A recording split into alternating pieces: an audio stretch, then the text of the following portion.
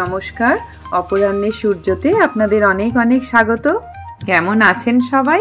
সর্বশক্তিমানের কৃপায় আশা করি আপনারা খুব খুব খুব ভালো আছেন। আজকে সবাইকে নীলষষ্ঠীর শুভকামনা জানাই। সব মায়েরা আজকে সন্তানদের উদ্দেশ্যে নীলষষ্ঠী করছে। নীলের ঘরে দিও বাতি, জল খেয়েও পুত্রবতী কথাই আছে। তো সব সন্তানদের শুভ হোক, আর মায়েরা খুব আনন্দে থাকুক সন্তানদের জড়িয়ে ধরে, এই কামনা করছি। আজকের দিনে খুব রোদ্দুর উঠে গেছে, এর মধ্যেই আর কি সব তুলছি, ফুল তুলছি। আজকে ফুল সেরকম হয়নি, বলো? আজকে একটু সাদা ফুল হলে ভালো হতো। চলো, ঠাকুর মশাই আসবেন, তার আগে গোছগাছ করে নিতে হবে। কিনা এই একটা বৃষ্টি হলো না, বৃষ্টিতেই ফুলের ইয়েটা কমে গেল। বাপরে কি রোদ্দুর!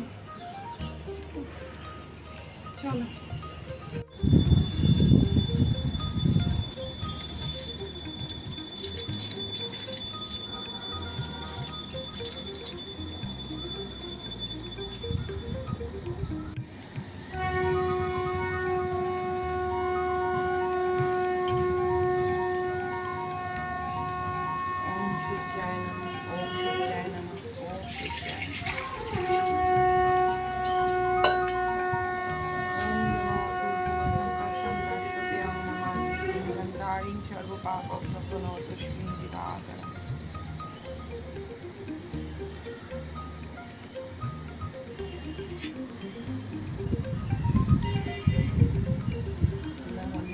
সূর্যার্ঘটা এই আমি একটা ফুলের গাছের গোড়ায় ঢেলে দিই।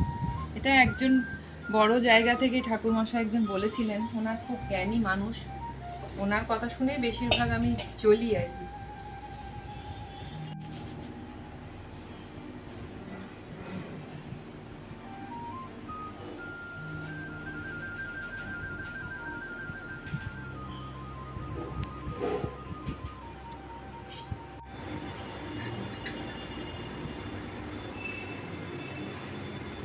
এই বাসুকি, তোমরা হয়তো আগে যারা আমার ব্লগ দেখেছো তারা ভাবছো যে হয়তো বাসুকি চেঞ্জ হয়ে গেছে, নাকি খেয়াল করনি জানি না।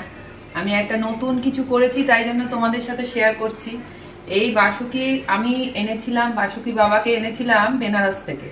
লোকে বলে বেনারসে সব মানে তীর্থস্থান থেকে লোকে কত রকমের জিনিসপত্র নিয়ে বাড়ি ফেরে, আমরাও ফিরি, কিন্তু একটা জিনিস অভিজ্ঞতা হলো, তীর্থস্থানের জিনিস কখনো ভালো হয় না।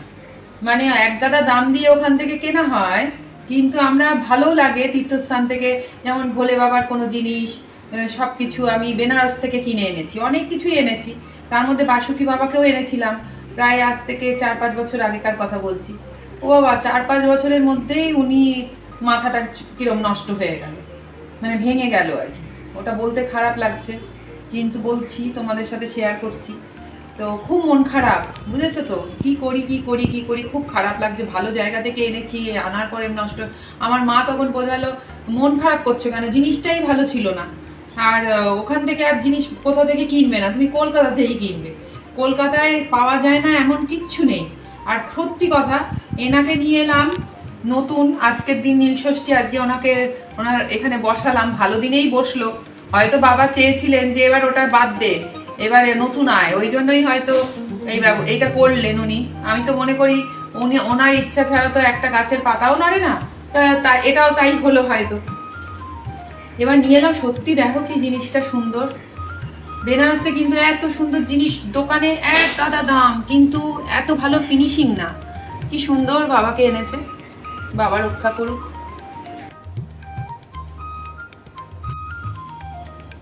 এই মালা, মানে ভালো মালা এখানে পাওয়াই যায় না, জানো তো। এমন জায়গায় থাকি, এক সময় রাগও হয়, শুনে কলকাতা শহর, কিন্তু সব জায়গায় তুমি সবকিছু পাবে না। যেতে গেলে বড় মার্কেটে গেলে তখন নানা রকমের ফুলের মালা ভ্যারাইটিস পাওয়া যায়। আমাদের বাড়ির সামনে 2-3টে ভাই দাদারা বসে মালা নিয়ে, মানে সে আকাশ ছোঁয়া দাম, কিন্তু জিনিসের কোয়ালিটিও ভালো না। আমি একটা বজরংবলীর মানে বাড়ির পুজোতে ওই গলায় একটা লাল জবার মালা চেয়েছিলাম, এনেছিলাম। সে মনে হচ্ছে পরের দিন ফেলে দিলে, বাসি মালা ফেলে দিলে যেরকম আর কি জিনিসটা হয়, সেই মালা 40 টাকা করে নিয়েছে। ভাবো, টাকাটা ঠিক আছে, ভগবানের ওপরওয়ালাকে দেবো, সেটা তো ঠিক আছে, কোনো দামাদামি না করেই কিনতে হয়, কিন্তু জিনিসটা দেওয়ার যদি ভালো না হয় কেমন মন খারাপ হয়। কোথাও সেই জবা ফুলের মালা পরশু থেকে পাচ্ছি না, মানে আমাদের এখানকার কথা বলছি। এবার কালকে যখন মন্দিরে পুজো দিতে গেলাম, তখন সুন্দর মালা নিয়ে আর তুলসীর মালা নিয়ে পুজো দিলাম। এত মন ভালো লাগে। মালা ভালো না হলে ভালো লাগে বলো তো? আমার এই ভুলো মন নিয়ে না আর পারি না, জানো তো। নীলষষ্ঠীতে সবকিছু জোগাড় করেছি আর নীলকণ্ঠের মালা আনতেই ভুলে গেছি। ঠাকুরমশাই এসে গেছে, তখন আমার মনে পড়েছে সে শিগগিরই ওই বোনকে পাঠালাম বাজারে, বললাম মালা পাও বা খুচরো ফুল পাও, যা পাও আনো তাড়াতাড়ি। বাগানের গাছে 4-5টা ফুল ফুটেছে, ওই দিয়ে তো হবে না। যাক বাবা, নীলকণ্ঠ ফুলের মালা পাইনি ঠিকই, কিন্তু ফুল নিয়ে এসেছে অনেকটা। বাবাই হয়তো চেয়েছেন আমি একটা মালা ওনাকে গেঁথে পরাই, কি যে শান্তি হলো।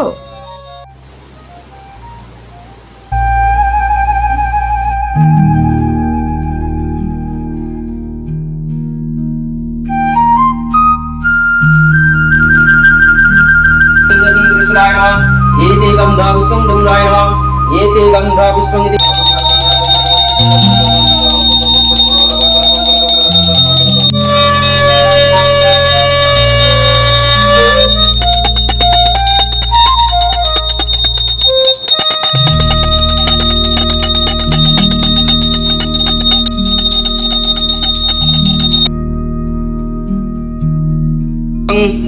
दुग्धं नमः शिवाय नमः नमः इदं शानीयजलं नमः शिवाय नमः यज्ञपवित्रं नमः शिवाय नमः पुष्पमाल्यं नमः शिवाय नमः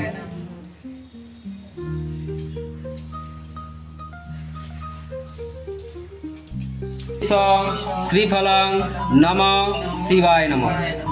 খুব তৃপ্তি আর শান্তির মুহূর্তগুলোকে ক্যামেরাবন্দি করতে পারার জন্য মনের মধ্যে এক দারুণ ভালো লাগা থাকে ইদানিং। নীলষষ্ঠী ব্রত, চৈত্র মাস। ব্রতফল: এই ব্রত নিয়মিতভাবে সম্পাদন করলে পুত্রকন্যাগণ অকাল মৃত্যু হতে পরিত্রাণ লাভ করে। ব্রতকথা: এক বামুন আর এক বামনী ছিল, তাদের 7টি ছেলে আর একটি মেয়ে ছিল। তারা ভক্তি করে বারব্রত করত, আর ঠাকুর দেবতায় ভক্তি ছিল অগাধ। এত দেবতা, এত ঠাকুর, এত বারব্রত সবই বৃথায় গেল। ছেলে হয়ে মাত্র 2 বছর থাকে, তারপর হঠাৎ মরে যায়। এই সব দেখে উভয়ে ভাবে, বার বলো, ব্রত বলো, দেবতা বলো আর ঠাকুর বলো, কলিতে সব মিথ্যে।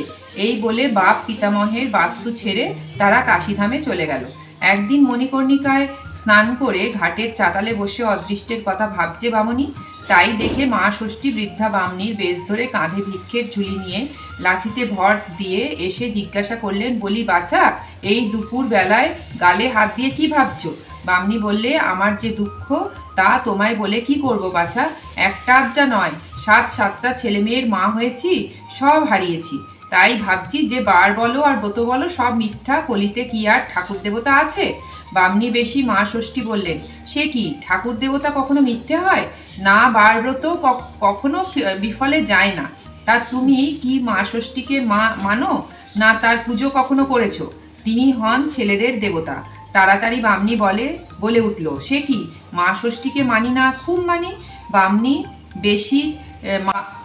বামনী বেশি মা ষষ্ঠী বললেন, বলি সবকটি তো করেছো, নীলষষ্ঠী ব্রত করেছো? বামনী বললে, না মা, কখনো তো ও নাম শুনিনি, ওর নিয়মও জানি না, কিভাবে করতে হয়। বামনী বেশি মা ষষ্ঠী বললেন, গোটা চৈত্র মাসের প্রতিদিন শিব পুজো করতে হয়, তারপর সংক্রান্তির আগের দিন উপবাসী থেকে সন্ধ্যের সময় নীলকণ্ঠ শিবের মন্দিরে ঘিয়ের প্রদীপ জেলে দেবে আর মা ষষ্ঠীকে ভক্তি ভরে প্রণাম করে জল খাবে। নীলষষ্ঠী ব্রত করলে ছেলে কখনো মরে না। এই কথা বলে মা ষষ্ঠী অদৃশ্য হলেন। বামনী কাশীতে থেকে চৈত্র মাস ভোর প্রতিদিন শিব পুজো করতে লাগলো। চৈত্র সংক্রান্তিতে লীলাবতীর পুজো দিয়ে শিবের ঘরে ঘিয়ের প্রদীপ দিয়ে তারপর জল খেত। দেখতে দেখতে আবার বামনী গর্ভবতী হলো। তারপর 10 মাস 10 দিন পরে সোনার চাঁদের মতো ছেলে হলো। ক্রমে ক্রমে অনেকগুলি ছেলে আর মেয়ে হলো। বামুনের কাশীতে খুব নামডাকও হলো।